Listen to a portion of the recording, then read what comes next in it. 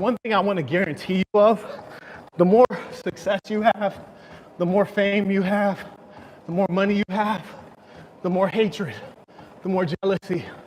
And it comes in subtle forms. People won't outright tell you, hey, I'm jealous. No, they never tell you that. They always say something subtle. These snakes slither around you.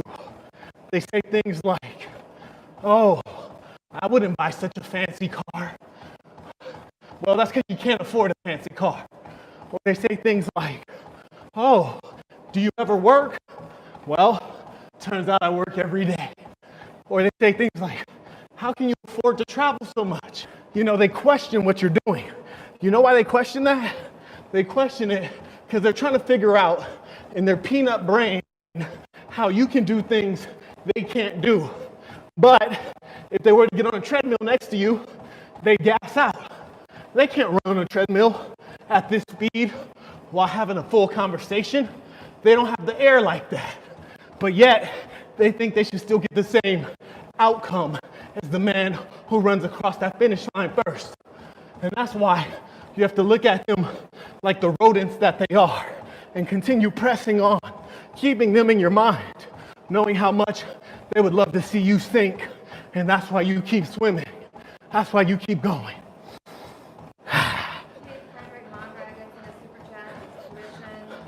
Appreciate that, Frederick. Mark Newman in the super chat said, always surpassing limits, coming out with battle scars, work out until failure. That's right.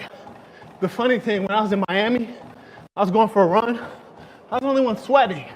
Everybody else was too fucking cute. Guys with their eyebrows plugged too thin, wearing baseball caps, exercising with their dog. None of them were sweating. Vaginal. They want to look cute, not realizing the females want a real savage.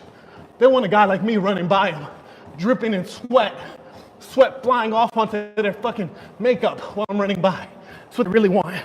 They want a guy who doesn't give a fuck in real life. So many people say they don't give a fuck. I'm really that. You can't guarantee success. You cannot. That's the sad truth. Sometimes you do the right thing, you still lose. Here's the key though. When you do the right thing, you feel great. When you leave it all on the field, you feel like a champion. So don't ever make excuses when you lose. When you lose, you fucking lost. Somebody tell that to Adrian Bronner, because for some reason he doesn't understand. When you lose, you're lost. Admit it and do the best you can next time. Here's the key. As I said, sometimes you do all the right things, you still don't win. That's life. But you'll always feel like a champion if you went to the limit. Rarely when you go to the limit do you lose. But sometimes you just don't get across that finish line. Sometimes you're in a boxing match, you catch a nasty, unexpected shot you didn't see, and your lights go out.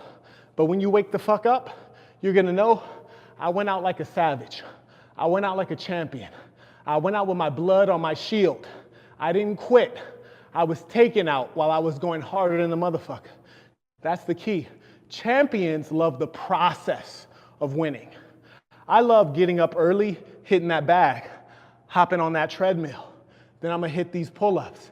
Then I'm gonna go upstairs and hit this jump rope. I love that part because I know that that's the part I have control over. Once you get into vicious, brutal combat, you don't have control over anything. You don't know what that other person's going to do. But the key is in the preparation. A champion is not known just by when the bright lights turn on and they're fighting with that timer on and the referee. No, a champion is developed in the gym when no one else is awake, when it's just you. That's when a champion is developed. And that's all you got to worry about is, are you taking the necessary preparation for success? We have a super chat from MD Hannigan. He said, Assassin.com has been such a great tool. Thank you. Hey, MD Hannigan, that means a lot to me because I tell you guys about capitalism. I tell you about entrepreneurship, about ownership. And I really want you guys to understand that I'm trying to example all of these things. And I appreciate that you're being served by that product, number one. And then number two, I've enjoyed it as well. Even the live chat there gives me a great opportunity to engage with you guys. Okay, Fredo Gomez for the super chat disposition. Appreciate it. Fredo, Okay. And then we have number 2 pencil 1, sent a super chat. He said, where can we learn mouthpiece game? That's funny. One sec.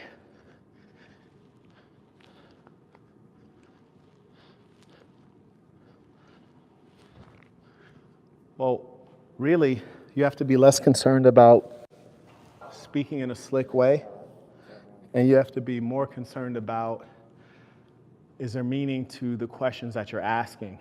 To that end, if you're a member at www.thesasn.com or patreon.com/thesaintandthesinner spelled out, there are Dr. Phil questions and conversation topics that you can go through that will just basically open up that female to you. So a lot of folks can attest to having used these questions and been able to convert. So that's what I recommend you start with.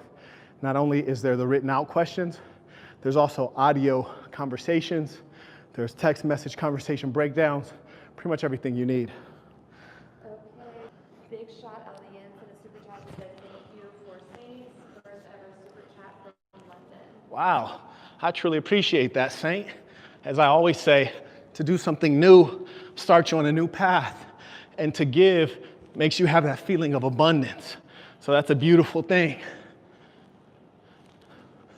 Okay, we have a super chat from Ray, just tuition, no comment. The key to life is not lying to yourself. So many people like to aggrandize themselves. You can observe the limits of what I can do because I do it in front of you. So there's no way for me to make up things that I am not. You see, you'll get yourself into trouble when you're saying that you're this or that when you're really not. So me, I try my best to tell the truth to myself because I'm always watching. Self-respect is everything. People forget about self-respect. They want to impress others. They want to do it for the gram. They want to do it for the likes instead of doing it for themselves, for their own dignity, for their own health. Don't do that. A lot of greatness is created in private, in loneliness. You might say, damn, LeBron James, he really knows how to hoop. Well, you watch the game, but you never watch the practice.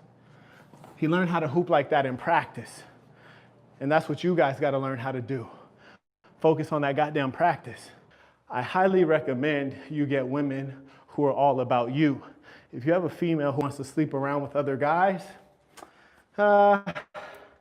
you're probably not going to get full benefit from her.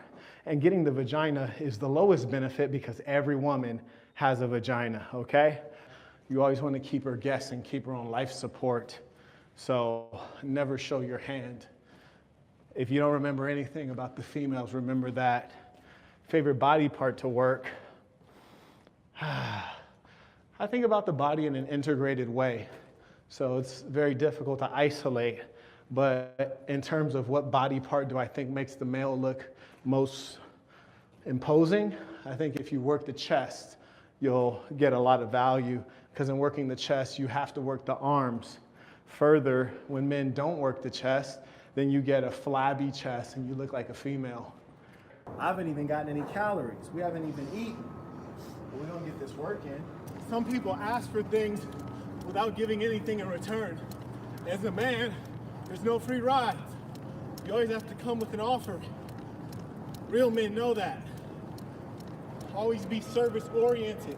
What people don't realize is leadership is service. But they just want to be out in front getting all the accolades. They don't want to serve. Okay, Blog King just sent a super chat. He said Logan Paul or Mayweather. Mayweather, who you got? Mayweather. See, what you got to think about is that there's a such thing as expertise. Expertise in boxing is more valuable than expertise in any other sport. Because in boxing, not only do you have to have your body trained, you have to have your mind trained. Not only is it a vicious, brutal ballet, it is also an endurance sport. There's too many factors to be aware of all at once. When you have not engaged in boxing over the time period that Mayweather has, you're at a great disadvantage. Even with superior superior size, superior height, it won't be enough. How do we know? Look at Canelo Alvarez. He recently fought the British dude for the championship and took it from him. The British dude was like 6 foot something. Canelo was much shorter. But over time, Canelo overcame him, turned him into a big punching bag. So Mayweather is about to beat the shit out of this guy over the long period. And trust me, if you know anything about boxing, you know boxers in their fight camps, they go tons of rounds with people of all sizes. I fought a lot of guys a lot bigger than me. That's how you train. So it's not like this is Mayweather's first time. He knows what he's doing. People misconstrue our message all the time. So we have to be able to remind them. Sometimes people say, well, Marquette, are you spreading misogyny, hatred for women? On the contrary, I love women. I've only benefited from women. They've only grown my wealth in all areas of life, spiritually, physically, intellectually, financially. I'm a big fan. And a part of our work within Assassin is not to complain or gripe about women. It's to help rebuild them in the right way. It's to repair relations between the male and the female. That's our work, the work of real men, not the work of complainers, not the work of weaklings. Okay, and Mr. Man in Action did say this info can inspire the whole world. I appreciate that, and it shall. And the message won't only be carried by me, it'll be carried by all of you, not only in your word, mostly in your deed, mostly in your example. We're an example to mankind. We're not living the way the mainstream is. In fact, most of the time we're living in direct opposition to how the mainstream is living. That's why I'm the only one out here exercising. Okay, Kevin Daniels sent a super chat. He said, Peace Saint, what do you do as far as discipline is concerned regarding keeping your composure? You seem to not get angry. How do you manage your anger? Well, I have to admit, every now and then I get angry. It's rare, very rare. I think true understanding and true wisdom is the root of not getting angry. Anger, surface level emotion, very surface, is the veneer. On top is anger. Underneath is sadness. Underneath is disappointment. Underneath is misunderstanding. Anger is just the veneer. You're rarely angry. Sometimes you're frustrated. It's all these other things you haven't discovered. A wise man is able to introspect and self-examine and know what's really there, what's really bothering him. Sometimes you yell at your woman, but you're not angry at her. You're disappointed. Disappointed she didn't follow something that you taught her, something you repeated many times, and you feel there's a disconnect, and it's frustrating you. You express it in anger, which is immature and petty, and you should seek not to be immature and petty. So the key for you is to get understanding of yourself and the emotions you're experiencing, and have the ability to ask yourself questions. How do I really feel? Why am I really bothered? What can I do? Anger will rarely solve the problem. Knock it off with that horoscope, that zodiac stuff. There are certain things that indicate to me that a person is off some bullshit. Zodiac, what's your sign? Are you a Taurus? All this shit, save that for the females. That's bullshit. And that lets you know that they're not focused. They're not rational. They're operating off of made up shit. Knock it off with that shit. And I really mean that. When women ask me, what's your sign? My first thought is, I'm gonna fuck this bitch. This is a dumb bitch. That's my first thought. Guys, we are about rationality, science, logic, linear thinking. Hocus pocus, that doesn't get the job done. I tell you because I really care about you. Of all the successful men I've met around the fucking world, dignitaries, government, high up, businessmen, high up, not one of them ever asked me what my fucking sign is. Not one of them ever said, oh, I'm a Gemini. Okay. And look, you want a high quality woman? A real woman at a high level who's intelligent, you come at her with, well, what's your sign? She's gonna think you're a dumb motherfucker. She really is. Now here's the thing. If a dumb bitch is like, oh, hey, what's your sign? Play along with her. But you have to know she's a dumb bitch, okay? You have to operate at a higher level. If a woman asks you about horoscope, play along with her. But you should never think it's real. Don't get trapped into the games. Play the game, but understand the game. What was that super chat? And we need to start wrapping up, by the way. Yeah, motherfuckers talking about horoscopes. We need to wrap up. Okay. Casey said, peace to you, King. Keep shining and sharing your wisdom. Appreciate that, Casey. You want it. You gotta have goals. You gotta be able to manipulate yourself. Use whatever tool you have. If you're arrogant, use arrogance to ask yourself, why is it that people have things you don't have? Huh? You gotta be able to influence yourself. I won't call her out, but the female that started the astrology talking, she said she started it, not the male saints. Well, I appreciate her being honest enough to step up and say that. And you notice that I kind of predicted that, didn't I, Bridget? You did. I did predict that because that's some female shit. Females are a lot more spiritual than men. But here's the thing. She started and you followed it. That shit is despicable. She started and you followed. Now, if it was a situation of you're on a date and she wants to talk about that, yeah, let's babble on about that. Maybe we could babble on about that and then I can get her home, you know, and we can have some dessert. But don't do it over a fucking chat room. That's a waste of your goddamn time. And you guys want to ask me about getting angry?